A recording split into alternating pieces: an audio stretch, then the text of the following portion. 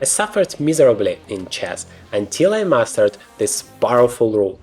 But once I started using it the right way, it completely changed my life. Now it's your turn.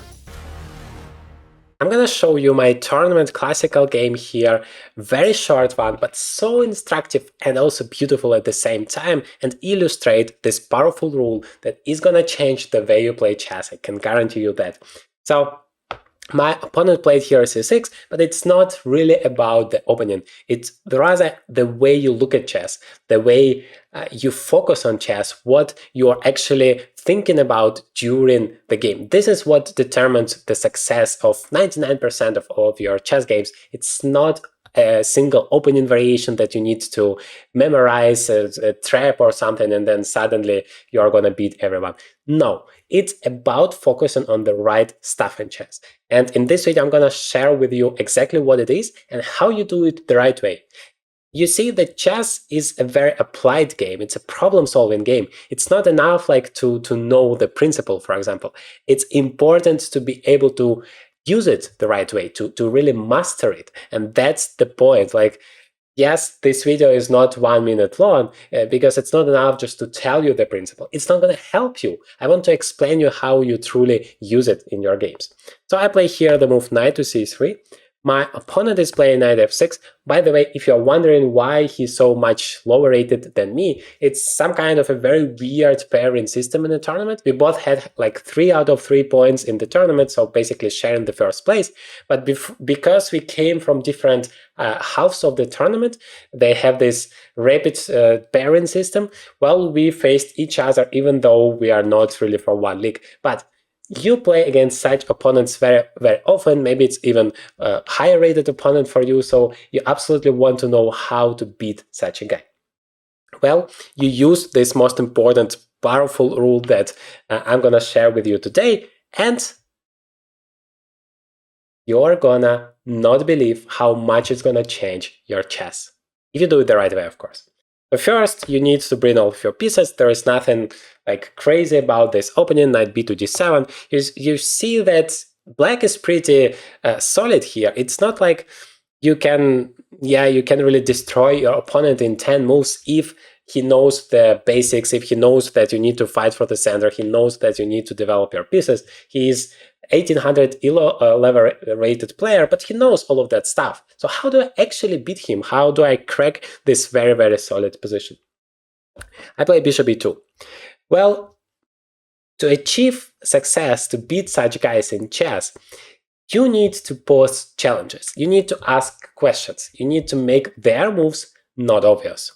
Because in this case, they're gonna make mistakes. I mean, we are all humans, we are all making mistakes, but the more complicated you are gonna make the situation on the board for your opponent, the more choices he or she is gonna have, the higher the chances that they're gonna make a mistake. My opponent takes here on c4, which is not a mistake, but it's also arguably not really the right way to play because you give your opponent the control of the center. And this is one of the most important things in chess. If I have more central pawns, if I can push forward and control the entire center, I'm going to be in the driver's seat. Once you're there, it's so much simpler for you to put pressure on your opponent to create threats for him. But you never want to go blindly. You never want to just focus on yourself. This is the mistake most of the chess players under 2000 ELO are making, and that is why they are stuck. That is why they never progress in chess. I don't want you to be one of them. So I need you to focus on your opponent first. This is the key. You look at the opponent's move and first you think what kind of an idea he has. When my opponent took here the pawn on c4, he wants to play b5 next. He wants to secure this pawn, or if I take it to the bishop, he wants to play b5 anyway to get some counterplay on the queen side, and then he's gonna have some initiative. That is why first I play the move a4.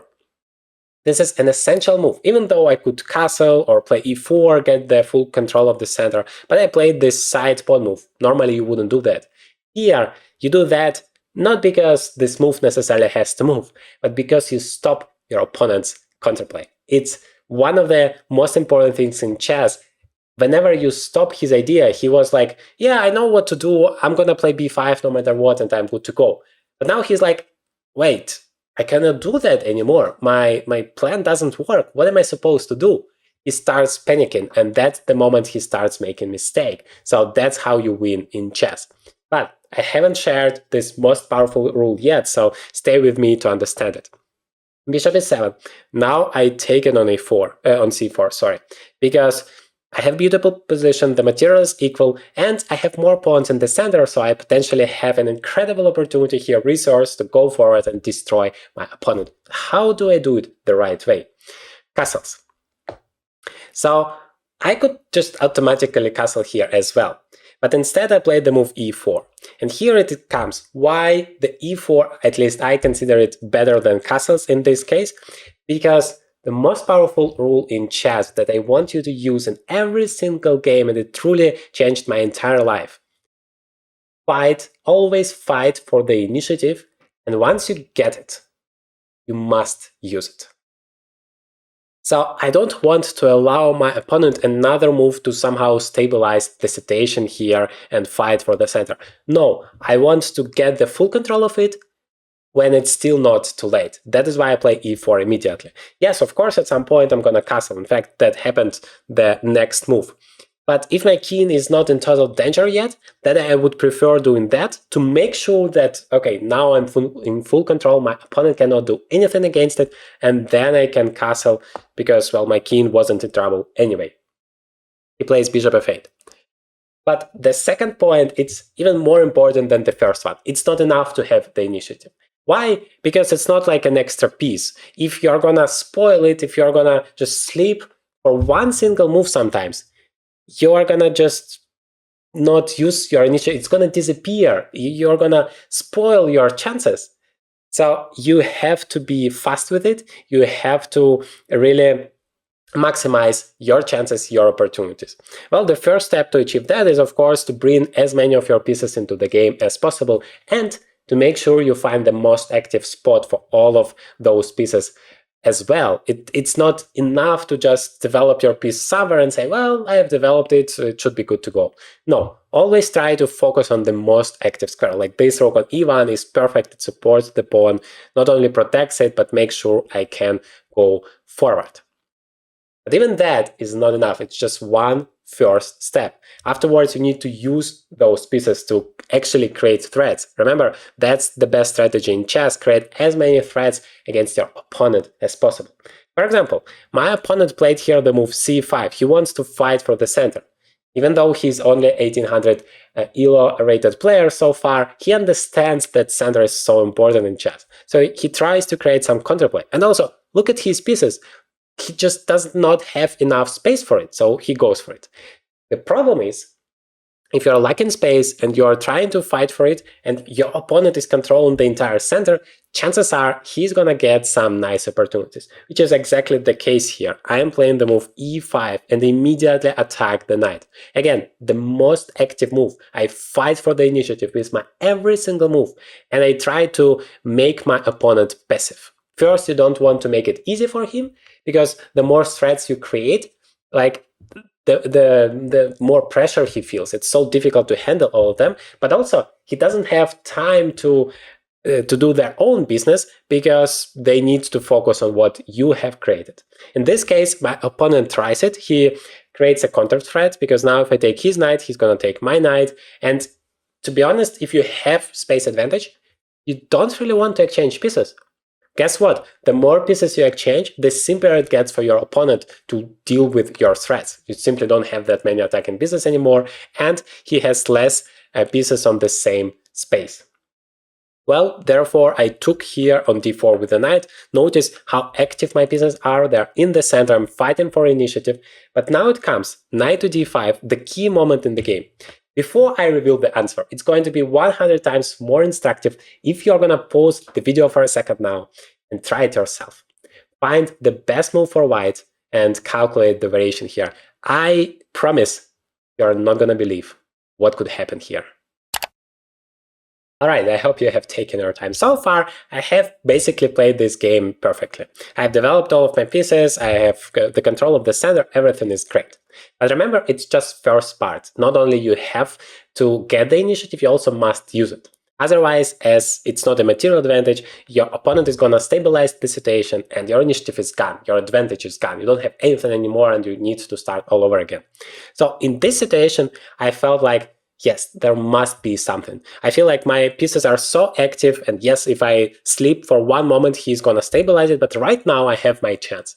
I have to use it. You might be wondering, what is this magic board I use in my videos? It's called Chess.Evo, and I enjoy it so much. I have it for a year now. It completely transformed the way I play chess and I train chess, because I can play both on Chess and chess.com online, but on a real board. It's a completely different experience, and I enjoy it a lot. I haven't had any major issues, and that's my favorite product from Chess.net, because I have everything in one place. I have my books here, I have my studies here, I have my games, but they have so many different products according to your needs and your budget. The best part is, of course, you can use the link in the description as well as the promo code Journey to Grandmaster to get a big discount on all Chess.net products. Now, back to video. The question is, how do I do it really? I mean, it's so complicated. I cannot just take everything because my e5 pawn is also hanging. He's gonna be fine. He's gonna exchange pieces, then his bishops are gonna go activated, and I don't have anything. So it should be something specific. And even though I felt it the right way, I unfortunately couldn't find the right move, the right idea. I was calculating here for 25 minutes straight before making my move, and unfortunately, I haven't even noticed the right move. And this is really incredible, because it's a capture, but just not the right capture. The right move is an amazing knight takes e6, just sacrificing your best piece on the board. Can you believe that? Why? Well, because you have the initiative, because all of your opponent's pieces are so passive, and this is exactly the best moment to use this momentum and destroy him. So first of all, if he takes with the rook, we are gonna just take back. That is just completely winning. Even queen takes d5 probably is the simplest to secure that e5 pawn. That's just game over. Or even bishop takes d5, everything is winning. Secondly, if you take here on c3, then we can take your queen, you take this white queen, but then bishop takes f7, win the rook, the game is completely over. So the only move is to take the knight back with the pawn. But you also cannot really do that, or at least you are completely losing, because I can just play knight takes d5, and now that I look at it, it feels so simple, like the most obvious thing, because you just cannot take it back. In this case, I'm gonna play queen takes d5, that's a check. I mean, you can play rook e6 and lose your rook, but otherwise king h8 and a queen g8 checkmate, just immediately checkmate. This is really straightforward, capture, capture, check, checkmate. I haven't seen it. I, as international master, was looking at this position for 25 minutes and it didn't even cross my mind. I mean, if I would have seen that move for just 1 second, there is no way I wouldn't play it, because yeah, once you see it, it's really straightforward.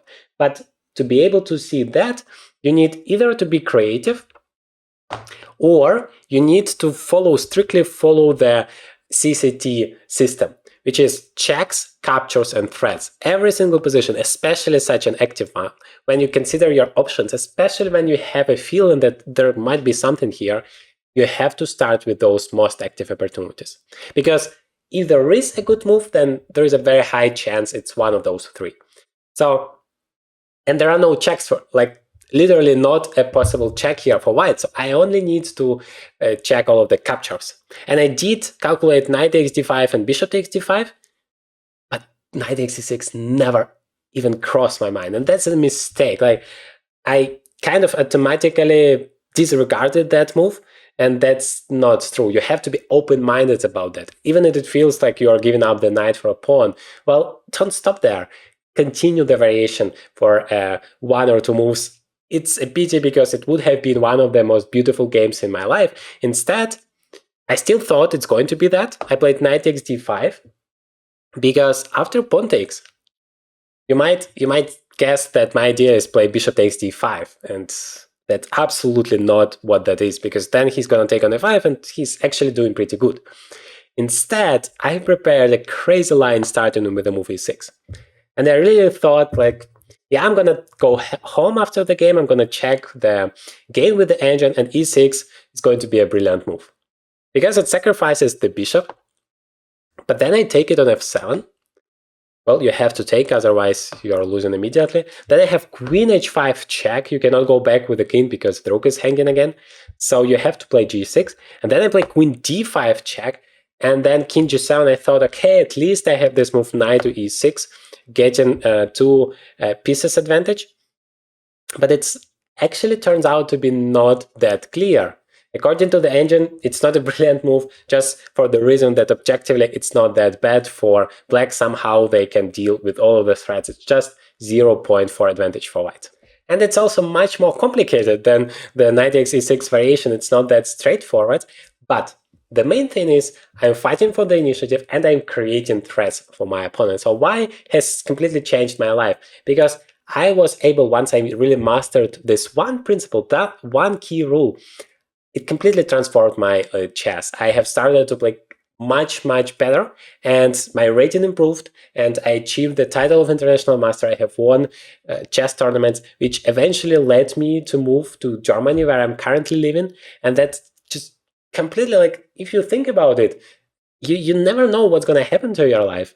And even one chess principle, which seemingly doesn't make any difference if you're thinking about real life, but I would argue it completely changed my life situation. Whatever I am doing, everything I have now is, in the first place, happened in the moment where I improved my chess so much, which in turn happened because I mastered this one principle.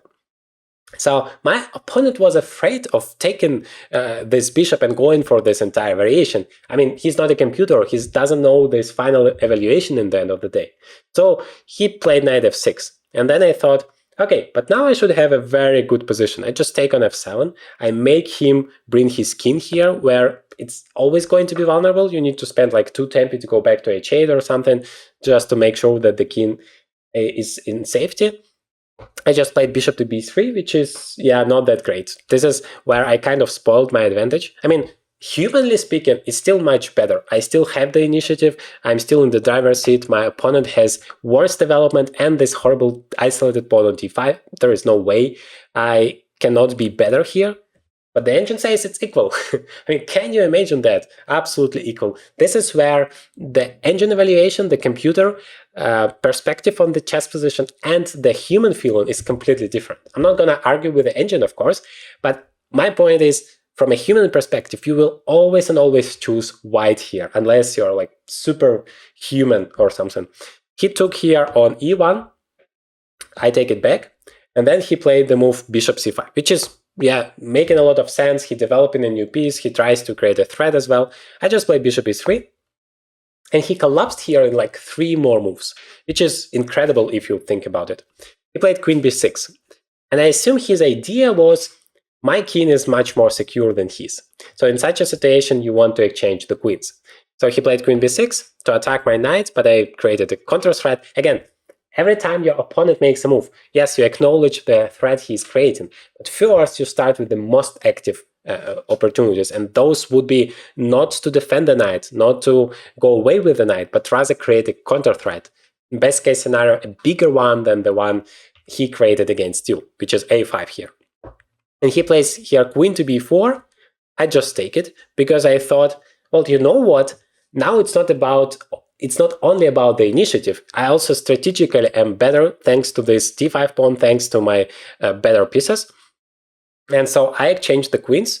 I also love the endgames, I have to be honest with you. I feel like whenever I exchange the queens, I'm immediately like 200 points ELO higher than previously. And also, I'm in the driver's seat still. Like this a7 pawn is hanging. You know, it's also psychologically, of course, like in terms of the engine, doesn't make any role, but from a human perspective, it's psychologically more simple, at least for me. Share your opinion in the comments. Like, I have exchanged the queens, I'm still in the driver's seat, but I reduce the chances of turning around for my opponent so hugely. Like, there is only so little I can do wrong in this position. And it turns out I'm winning in just 2 more moves. Just 2 more moves and my opponent resigns, because he plays this move a6, which is weird, but I notice So often it happens, like the opening, early middle game, the lower rated opponents, they can actually play pretty well because they know those very crucial principles. But once we go later in the middle game, and especially in the end game, they might just collapse immediately because it's so much more complicated to understand how you need to operate in the end game. And so, yeah, here it's rather a tactical problem. He just blundered his rook, but I would argue it's a result of me creating those constant pressure time after time. Yeah, in fact, he resigned after knight c7 immediately, but for a reason that he just loses his rook here. I created those threats. I put as much pressure as I could. I always fought for initiative, and once I got it, I tried my best to use it. Yes, I haven't found all of the right, all of the best opportunities, yet I still was as active as possible, and that resulted in my opponent collapsing. Remember, your opponent is not a machine. Sooner or later, if you're gonna put enough pressure, he's gonna collapse. This is all nice, but how do you actually beat your opponent as black? This is much more complicated. Well, in this video, I share with you my strategy step by step so you can steal it and crush everyone under 2000 ELO.